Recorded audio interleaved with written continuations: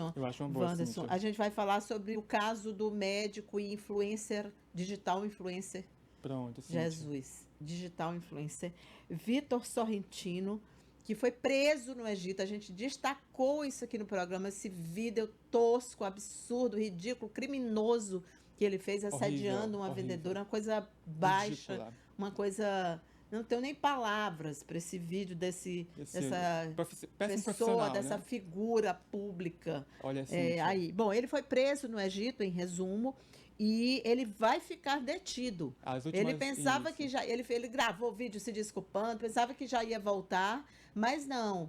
É, ele ficou detido por quê? O que, que as autoridades egípcias dizem? O Ministério Público do Egito divulgou a nota ontem no Facebook, eu fiz questão de acompanhar, por Uhum. volta das 10 horas da noite, né, praticamente ontem à noite, a CNN divulgou que ele vai permanecer preso aí e vai ter julgamento. A expectativa é que ele seja julgado, Cíntia, segundo o Ministério Público do Egito. Essa incidência bizarra de humilhar a funcionária pública com insinuações sexuais não pegou bem para esse profissional, esse brasileiro, e o Ministério Público do Egito já contratou aí um tradutor oficial e averigou as informações. Cíntia, esse caso ganhou repercussão porque um grupo de apoio às mulheres lá no Egito, chamado Falaúp, Speak Up, né? divulgou exatamente esses vídeos e repercutiu no Twitter do país. Assim, as últimas informações é que o Ministério Público lá do Egito diz que ele vai sim ser julgado. A expectativa, Cíntia, segundo o levantamento da CNN, é que ele pode pegar até 3 anos de cadeia, viu? E não vai deixar o Egito porque ele tentou embarcar e ele foi autuado no aeroporto. Segundo o levantamento de que hoje, quarta-feira, ele vai sair uma decisão do Ministério Público do Egito se ele vai permanecer preso no país ou vai ser reportado para o Brasil. Então as informações são essas, Cíntia. É um caso lamentável de pudor que as mulheres estão sofrendo aí, principalmente as mulheres egípcias nesse último caso. Assédio, né? Absurdo. A gente vai ter aqui agora a participação da professora e ativista muçulmana, Wanderson. Você pode até ficar para assistir.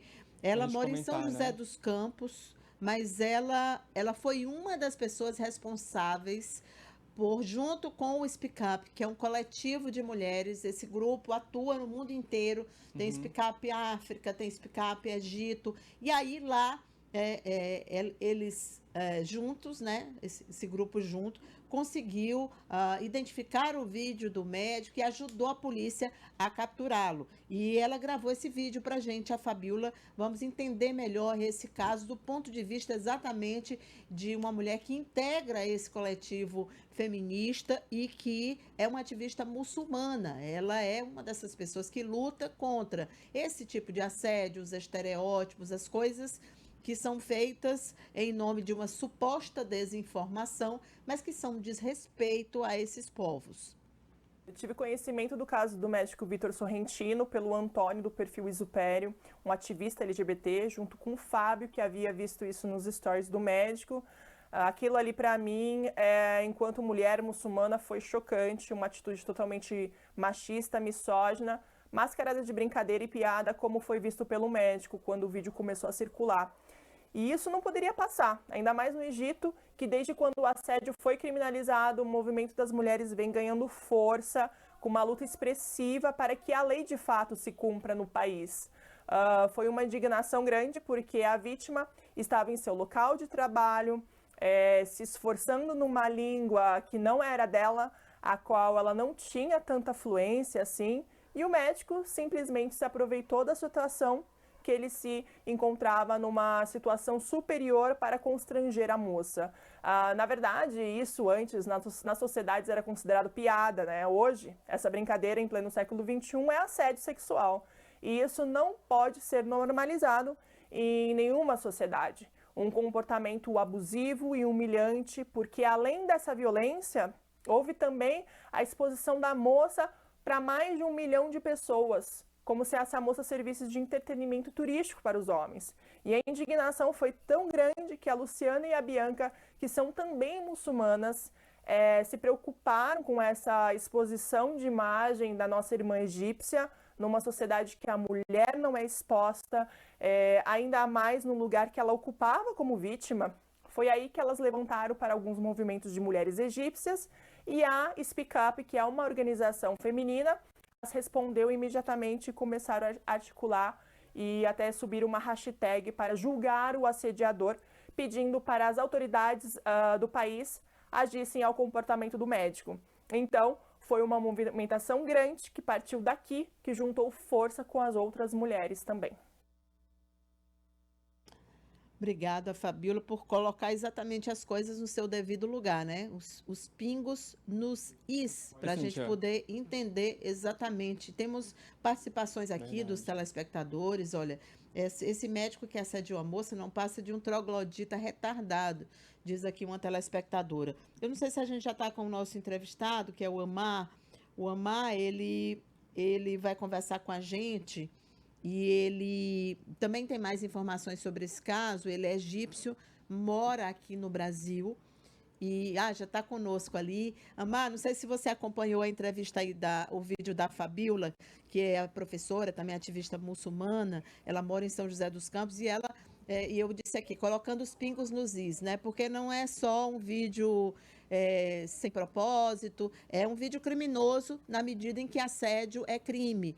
E a gente queria entender melhor no seu país como que é visto esse tipo de crime, o que pode acontecer com esse médico e se isso é uma coisa que acontece com frequência, porque assim, foi muito bom saber que existem grupos que estão atentos a isso. A gente viu recentemente no Brasil aquele caso da Copa do Mundo, foi citado até pelo meu colega aqui que apresenta o programa comigo, Efraim, lembrando que um grupo de torcedores fez algo semelhante com uma menina russa e ela não sabia o que eles estavam falando, esse vídeo viralizou, mas não aconteceu nada com eles. E agora não, agora foi diferente, né? Fala um pouco então para a gente como que você está acompanhando esse caso. Ótimo, bom dia a todos que estão assistindo, estão ouvindo a gente. Eu acompanho o caso por perto, assisti agora a entrevista com a nossa irmã, e o que aconteceu realmente é algo que, infelizmente, acontece, e muito. A gente sabe que acontece, e as legislações nos países está sendo está acordando para esse fato nas sociedades, e por isso temos hoje, né, a lei, inclusive no Egito, por exemplo, a palavra assédio não era usada, a palavra assédio, linguisticamente falando, até 2 anos atrás, por exemplo, começou a ser utilizada. Antes disso, era mais focada numa parte um pouco mais rigorosa, por exemplo, estupro, um dano moral que um homem ou uma pessoa pode causar para outra. E hoje, assim, há 2 anos, está sendo utilizada a palavra assédio sexual. O que acontece no Egito, realmente é olhado para esse assédio com um olhar muito forte, não se deixa passar, e seja feito por um egípcio, por um árabe, outro árabe dentro do Egito, ou até mesmo um estrangeiro, como a lei é feita para ser aplicada a todo mundo. O que acontece nesses casos no Egito o mínimo é de 6 meses de prisão e 5.000 libras egípcias, e pode ser mais que isso dependendo da gravidade do caso. Então pode chegar a 3 anos, a 5 anos de prisão e até 50.000 libras, que assim, a questão do valor comparado com a moeda do Brasil, não seria, até o dólar, não seria uma grande coisa, mas o importante em tudo o que aconteceu é que a gente está acordando mais para a importância da gente abrir os olhos e tomar muito cuidado com o que a gente fala, seja a gente acha que é uma brincadeira, a gente está se divertindo com o sofrimento do outro, a gente está acordando, homens, mulheres. É claro que as mulheres se importam mais com isso, mas eu acho que hoje em dia, todo mundo, até os homens, quando eu vi esse caso, por exemplo, eu fiquei incomodado. E fiquei pensando também em mim, que uma coisa como essa poderia ter acontecido comigo quando eu cheguei aqui no Brasil, de não conhecer a língua. E aí o que aconteceu com a funcionária que estava trabalhando naquela loja, naquele momento, foi algo realmente assim, de uma língua que ela não domina. Foi uma situação desconfortável, e quando ela percebeu o que foi dito, foi no segundo vídeo que o médico gravou. Então assim, as coisas ficaram mais agravando, ficando mais graves, né, mais grave,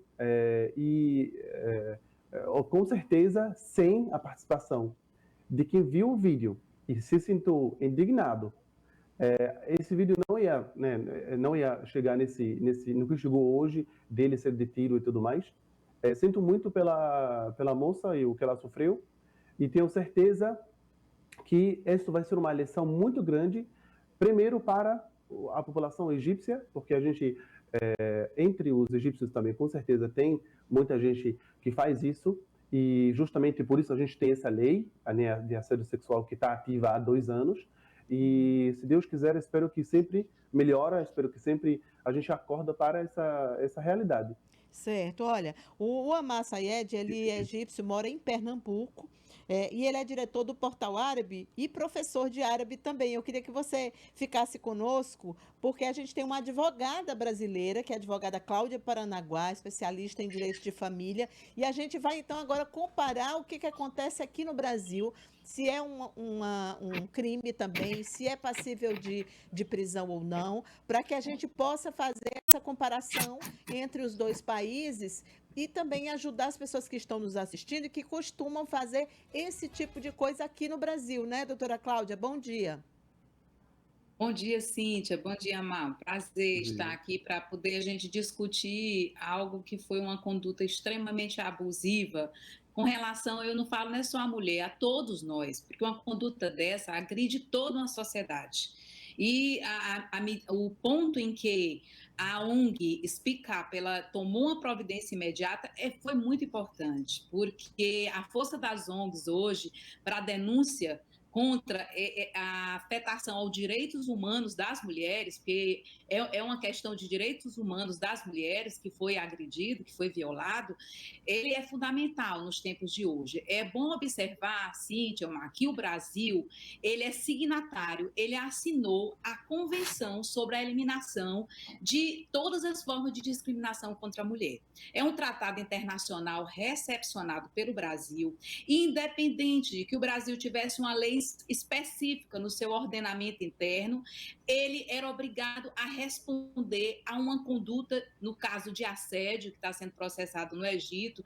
No Egito, o crime de assédio ele foi efetivado na modalidade em que foi esse fato estabelecido. Aqui no Brasil, nós temos o assédio sexual, crime de assédio, lá no início dos anos de 2000, mas o que está inserido no nosso Código Penal é mais relativo àquelas condições hierárquicas de trabalho, em que o chefe ele assedia a funcionária ou então algum colega de trabalho. Então, a gente tem esse crime já previsto no nosso Código Penal desde o início dos anos 2000. Mas, assim, o assédio relacionado a uma questão, vamos dizer, de rua, que seria esse aspecto, nós não temos na nossa legislação algo específico. Tivemos recentemente o crime de importunação sexual, foi importantíssimo para o Brasil no combate à eliminação da discriminação contra as mulheres, por conta de uma situação que houve no ônibus, que uma mulher foi constrangida no ônibus, né? São esses crimes sexuais praticados na rua. A comparação com relação, por exemplo, a um crime do caso da Maria da Penha, que foi uma lei também de avanço, que veio por pressão de tratado internacional que o Brasil deveria cumprir, aí surgiu a Lei Maria da Penha, vem justamente de que o Maria da Penha ele está dentro da casa, o agressor ele geralmente está dentro da casa, e o assédio, ele geralmente são pessoas de fora, pessoas que você nem conhece, que foi o caso que aconteceu no Egito. Então, assim, o Brasil ele teria como aplicar no sentido de que o Tratado Internacional, a Convenção, que eu falei, que é um tratado internacional, o Brasil recepcionou na sua Constituição Federal e, evidentemente, ele responderia por conta dessa circunstância criminosa. E é interessante a gente colocar que outros países, nesse movimento de defesa que é global, que é universal, é uma defesa que todo mundo deve realmente se empenhar, combater e eliminar, porque o interesse é erradicar esse tipo de discriminação, que eu vejo em alguns comentários dizendo que é porque é uma piada, e por quê? Porque culturalmente se foi colocando a mulher num papel de discriminação realmente. Então não temos que entrar por essa veia. Por isso que muitas pessoas deixam de denunciar esse tipo de crime por conta de achar que está arraigado na nossa cultura. Mas isso já está mudando, é crime, inclusive, e nós precisamos denunciar mais e estimular essas mulheres que são vítimas a todo instante desse tipo de crime, de denunciarem também. Temos organismos, tanto judiciais, como também extrajudiciais, ONGs e outros sistemas, não é, desse enfrentamento à violência de gênero, para poder apoiar essas mulheres. E eu ainda vejo uma outra repercussão além da criminal. Constatado que houve essa vítima, eu entendo que ela tem, além da parte criminal que o Estado impõe para esse agressor responder, seja com prisão ou alguma multa que tenha, me parece que no Egito tem uma previsão também de multa, além da prisão, né, que é a reclusão. Eu entendo que poderia até se pensar numa indenização por danos à imagem dessa mulher que foi afetada.